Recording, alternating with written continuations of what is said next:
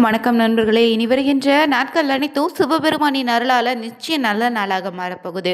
உங்களுடைய வேண்டுதல் நிறைவேற ஓம் நமச்சிவாயா போற்றி எனும் மந்திரத்தை 3 முறை கமெண்ட் பண்ணுங்க. இன்னைக்கு இந்த ஒரு பதிவில் எதை பற்றி பார்க்க போறோம்னா, சித்திரை மாதத்தில் மதுரை வீதியே கோலாகலமாக இருக்க போகுதுங்க. 2026ஆம் ஆண்டு பார்த்தீங்கன்னா மீனாட்சி சுந்தரேஸ்வரர் திருக்கல்யாணம் எப்போது நடக்க இருக்கு. இந்த நாளில் நம்ம வீட்டு பூஜை அறையில் எப்படி வழிபாடு செய்தால் தீர்க்க சுமங்கலி பலத்தையும் நம்ம வாழ்க்கையில் செல்வ செழிப்போடு இருக்கலான்னு தெரிஞ்சுக்கலாங்க. மேலும் இந்த நாளில் பார்த்தீங்கன்னா தாலி சரடு மாற்றிக்கொள்ள சுமங்கலி பெண்களுக்கு சரியான நேரம் எதுன்னு தெரிஞ்சுக்க இந்த ஒரு வீடியோவை கடைசி வரைக்கும் ஸ்கிப் பண்ணாமல் பாருங்கள். மேலும் நீங்கள் புதியவராக இருந்தீங்கன்னா மறக்காமல் சேனலை சப்ஸ்கிரைப் பண்ணிவிட்டு கூடவே இருக்க பெல் பட்டனை கிளிக் பண்ணிக்கோங்க. தனிப்பட்ட முறையில் உங்கள் ஜாதக ரீதியாக இருக்கக்கூடிய பிரச்சனைக்கு சரியான ஒரு பரிகாரத்தை வீடியோவில் டிஸ்கிரிப்ஷன் கீழே நம்பர் கொடுத்துருக்கோம். அந்த நம்பருக்கு நீங்கள் கால் பண்ணி தெரிஞ்சுக்கலாம். வாங்க நண்பர்களே, வீடியோக்குள்ளே போகலாம். தற்போது பார்த்தீங்கன்னா மதுரை சித்திரை திருவிழாவின் நடைபெறக்கூடிய அன்னை மீனாட்சியினுடைய திருக்கல்யாணத்தில் கலந்து கொள்ள அன்னை மீனாட்சியும் சொக்கநாதராகிய சிவபெருமானின் அருளை பெற வேண்டுன்னு நினைக்கக்கூடிய நபர்கள் நிறைய பேர் இருப்பீங்க. ஆனால் அனைவருக்குமே மதுரைக்கு சென்று அன்னையினுடைய திருக்கல்யாண வைபவத்தில் கலந்து கொள்ளக்கூடிய வாய்ப்புன்னு சொன்னால் அது பலருக்கு கிடையாது தான். அப்படி மீனாட்சி திருக்கல்யாணத்தில் கலந்து கொள்ள முடியாதவங்க வீட்டில் இருந்தபடியே அன்னை மீனாட்சியினுடைய அருளை பெற என்ன செய்யலான்னு இந்த பதிவில் நம்ம பார்க்க இருக்கோங்க. உலக பிரசித்தி பெற்ற மதுரை மீனாட்சி அம்மன் கோவிலில் நடக்கக்கூடிய முக்கியமான விழாவில் ஒன்றுனா அது சித்திரை திருவிழாங்க.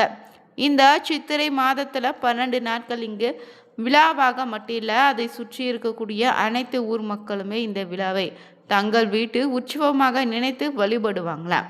அதிலும் குறிப்பாக இந்த மதுரை சித்திரை திருவிழாவினுடைய முக்கிய நிகழ்வுன்னு சொல்லனா அது மீனாட்சி திருக்கல்யாண வைபவங்க. இதை காண ஆயிரக்கணக்கான மக்கள் பார்த்தீங்கன்னா இந்த நாளில் மதுரையில் கூடக்கூடிய வழக்கம் இருக்குது. அந்த வகையில் இந்த ஆண்டு மீனாட்சி திருக்கல்யாணம் வருகின்ற ஏப்ரல் 28ஆம் தேதி செவ்வாய்க்கிழமையில் நடைபெற இருக்கு. இந்த நாளில் மீனாட்சி திருக்கல்யாணம் கோவிலுக்கு இருக்கக்கூடிய திருக்கல்யாண மண்டபத்தில் நடத்துவாங்க. இங்கு நேரடியாக சென்று மீனாட்சி தரிசனம் செய்ய திருக்கல்யாணம் தரிசிக்க அனைவருக்கும் அனுமதி கிடையாது. ஆன்லைனில் முன்கூட்டியே முன்பதிவு செய்திருந்தால் மட்டுமே, அதற்கான டிக்கெட்டும் பஸ் வைத்திருந்தால் மட்டுமே இங்கு கோவிலுக்குள்ள நடைபெறக்கூடிய இந்த திருக்கல்யாண வைபவத்தை நேரில் பார்க்க முடியுமா. மேலும் இங்கு மதுரை மீனாட்சி அம்மனுடைய திருக்கல்யாணத்தை நேரில் தரிசனம் செய்தால் திருமணத்திற்கு காத்திருந்தவங்களுக்கு திருமணம் விரைவில் நடைபெறும்னு சொல்லுவாங்க. திருமண வாழ்க்கை ரொம்ப மகிழ்ச்சியாக மாறுங்க. மேலும் குடும்பத்தில் ஒற்றுமையும் மகிழ்ச்சி நிலைக்கணும் பக்தருடைய நம்பிக்கையாக இருக்குது. அதனால தான் இந்த ஆண்டு காத்து கொண்டிருந்த திருக்கல்யாண வைபவம் 28ஆம் தேதி செவ்வாய்க்கிழமையில் நடக்க இருக்கு.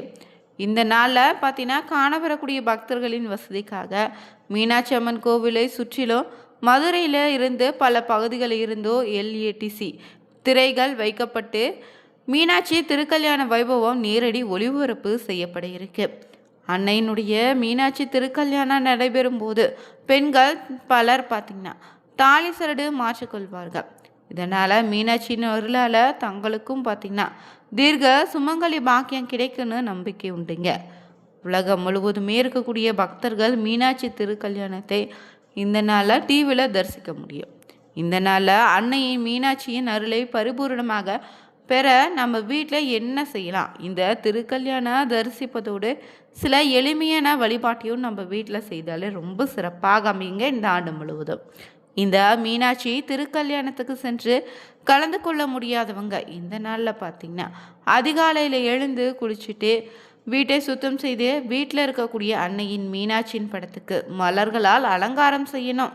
பிறகு விளக்கேற்றி வைத்து அன்னை மீனாட்சியை மனதார வழிபடுங்க.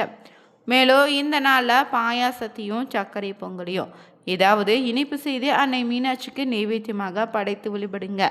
அதே போல் தாளிச்சரடு மஞ்சள் குங்குமம்னு வளையல் பூ வெற்றிலை பாக்கு பால் பழன்னு மீனாட்சி அன்னைக்கு படைத்து வழிபடலாம்.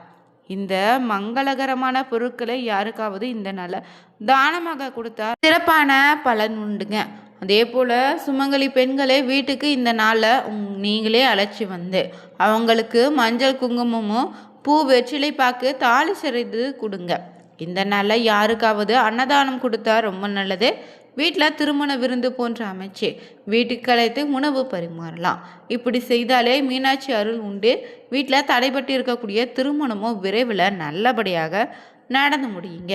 மேலும் இந்த ஆண்டு திருக்கல்யாண வைபவம் எப்போதுன்னு தெரிஞ்சுக்கணும். இந்த நேரத்தில் தாலி சரடு மாற்றிக்கொள்ள வேண்டும்னு தெரிஞ்சுக்கலாங்க.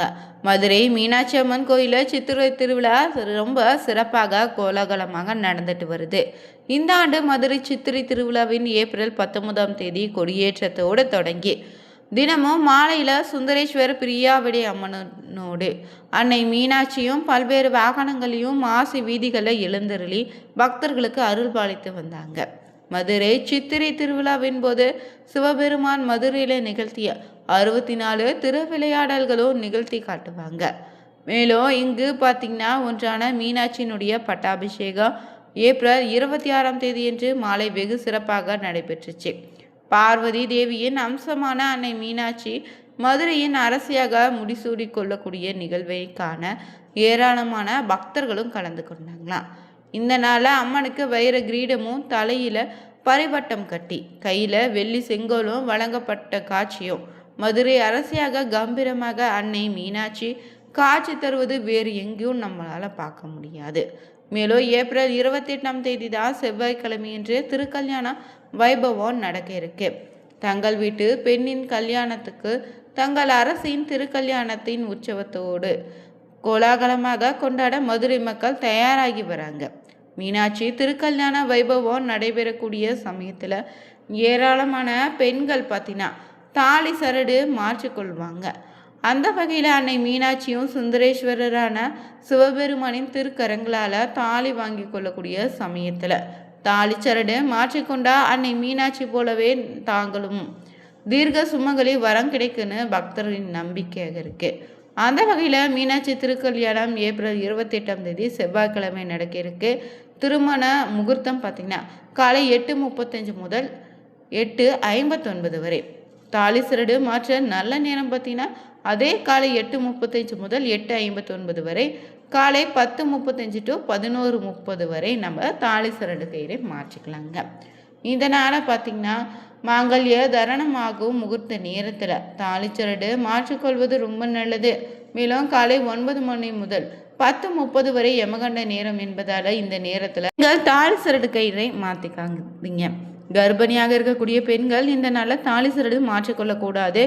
இதை அண்டை தவிர்த்து விட்டு அடுத்த ஆண்டு குழந்தை பிறந்த பிறகு வேறு ஒரு நல்ல நாளில் நீங்கள் அடுத்த ஆண்டு மீனாட்சி திருக்கல்யாணத்தின் போது கூட உங்களுடைய தாலி சரடு மாற்றிக்கலாங்க.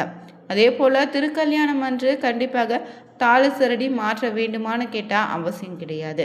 மாற்ற வேண்டும் நினைச்சா மட்டும் மாற்றிக்கோங்க. சமீபத்தில் தான் மாற்றிக்கொண்டேன்னு கண்டிப்பாக மாற்ற வேண்டிய அவசியமும் கிடையாது. மேலும் இந்த ஆண்டு மீனாட்சி திருக்கல்யாணம் செவ்வாய்க்கிழமையில் அமைய போகுது.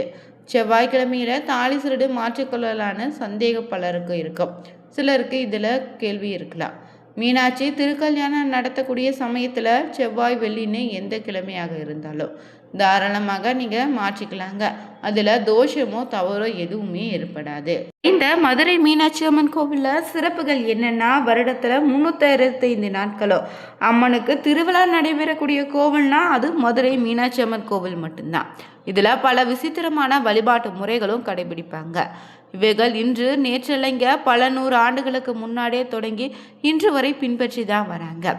அதில் ஒன்று தான் இந்த சித்திரை திருவிழாவின் ஒன்றாக இருக்குது. இந்த சித்திரை திருவிழாவில் போது பார்த்திங்கன்னா அன்னை மீனாட்சி வித்தியாசமான காலணி அணிந்து குதிரை மீது பவனி வருவது உண்டு. இது சாதாரண காலணி கிடையாது. தங்கத்தால் செய்யப்பட்டு அதில் மாணிக்கமும் வைரம் மரகதம் உள்ளிட்ட விலை உயர்ந்த கற்கள் பதிக்கப்பட்ட காலணிங்க. அதே போல் இந்த விலை உயர்ந்த வித்தியாசமான காலணியை மீனாட்சிக்கு காணிக்கையாக கொடுத்து ஒரு ஆங்கிலேய அதிகாரியாம். இந்த காலணி எதற்காக காணிக்கையாக கொடுக்கப்பட்டதுன்னு கதையும் உண்டு.